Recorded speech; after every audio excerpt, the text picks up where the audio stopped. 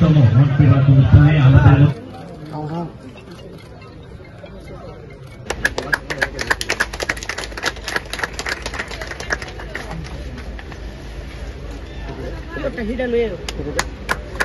लेकर मेरे राम के दर्शन कराए, यानी कि पूरे सर्किट में पूरी तरीके से भीड़ जुट गई। स्पेस और साइंस की तरह अनुसार कोई भी दिन चुन सकते हैं। পেয়ে গেছে আমরা আমাদের আজকের এই মন কি বাত অনুষ্ঠানের প্রতিনিধি বলতে ये क्षेत्र है एआई, बल्कि भारत ने स्पेस में जो शानदार सेंचुरी बनाई है उसकी बात करने वाला हूं। National science day, one day as a scientist, এই কথাটা উনি বলেছেন। অর্থাৎ প্রতিটা মানুষের কাছে উনি নিবেদন করেছেন যে এই একটা দিন যার যে সুবিধা আছে, বিভিন্ন জায়গায় আমাদের সায়েন্স সিটি আছে, আমাদের অন্যান্য জায়গায় যেখানে সায়েন্সের বিষয়ে বলা হয়েছে সেই সব জায়গায় একটা দিন যান, গিয়ে দেখুন। কারণ আমরা অনেক সময় মানে বিজ্ঞানের প্রতি আকৃষ্ট যত বেশি হবো, আমাদের ছেলে মেয়েদেরকে আমরা আকৃষ্ট করতে পারবো। তো সেই বিষয়টা উনি বলেছেন। আমাদের আর্টিফিশিয়াল ইন্টেলিজেন্স সম্পর্কে উনি আমাদের সামনে রেখেছেন। আপনারা জানেন যে কিছুদিন আগে প্যারিস সামিটে উনি গিয়েছিলেন, সেখানে তার যে এআই এর যে অ্যাডভান্টেজ ডিসঅ্যাডভান্টেজ সেই বিষয়ে উনি আলোচনা করেছেন। আমরা জানি যে বিজ্ঞান অনেক সময় কিন্তু আমাদের জন্য আবার ভয়ঙ্করের বিষয় দাঁড়ায়, সেই বিষয়ে উনি রেখেছেন। এখানে সবচেয়ে বড় বিষয় একটা যেটা আমি দেখলাম যে আগামী মার্চের 8 তারিখ মহিলা উইমেন্স ডে, মহিলা দিবস হিসাবে পালন করার বলছেন। খুব ভালো করে সেটা পালন করতে হবে।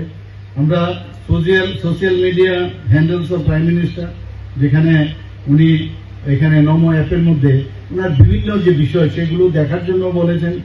এবং ন্যাশনাল গেমস ইন দেরাদুনের, আমি নিজেও একজন অ্যাথলেট ছিলাম, আমি জানি যে অ্যাথলেট হতে গেলে কত পরিশ্রমের বিষয়। এবং উনি এই বিষয়ে সমস্ত অ্যাথলেটদের, আমাদের আজকে একটা অলিম্পিক আমরা এত বছর ধরে পেতাম না আমাদের ভারতবর্ষে, এখন আমরা প্রায়ই আমরা দেখি যখন অলিম্পিক গেমসে যাই আমরা জানি যে কমসে কম আমরা কিছু না কিছু পাবো।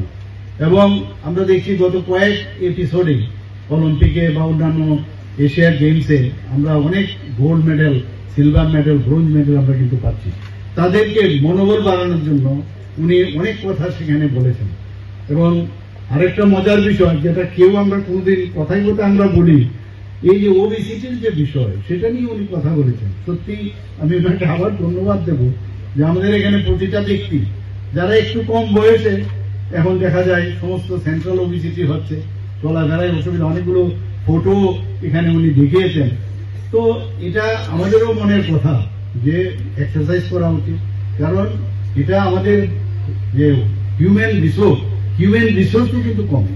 কারণ একজন যখন এই ধরনের ওবিসিটি হয় তার শারীরিক বিভিন্ন যে রোগ সেগুলো কিন্তু সে ডেকে নিয়ে আসে, সেটা হার্টের পেশেন্টই হোক, হাইপার টেনশনই হোক, ডায়াবেটিসই হোক, সব দিকেই চলাফেরা তো অসুবিধা।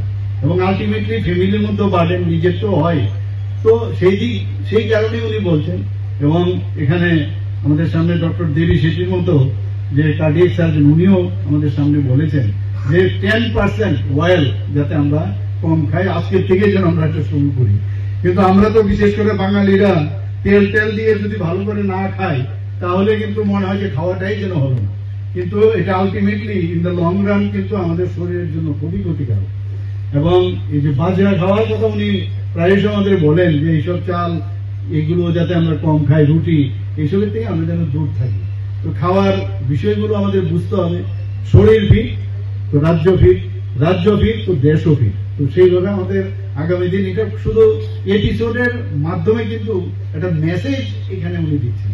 এখানে আমাদের মন্ডল সভাপতি বলেছেন এটা রাজনৈতিক প্ল্যাটফর্ম না, অথচ ইনি যে যা বললেন সমাজের ভালোর জন্য কতগুলো মেসেজ উনি প্রতি শেষ রোববার প্রতি মাসে উনি বলে দেন। আমি সত্যি আমরা এর জন্য সবাই বলি, সবসময় বসে থাকি কবে উনি এই বিষয়গুলো বলেন।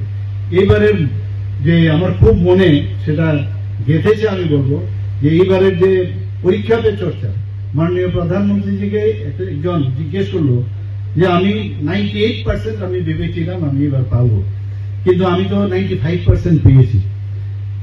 তো বললো যে সবসময় তোমার মানে চাওয়ার যে বিষয়টা সেটা একটু উপরে রাখবে, কিন্তু আসল টার্গেট কিন্তু তোমার এই 93 বা 94%, তবেই এটা ঠিক। তখন বলছে তাহলে তো আমার মনটা খারাপ হয়ে যায়।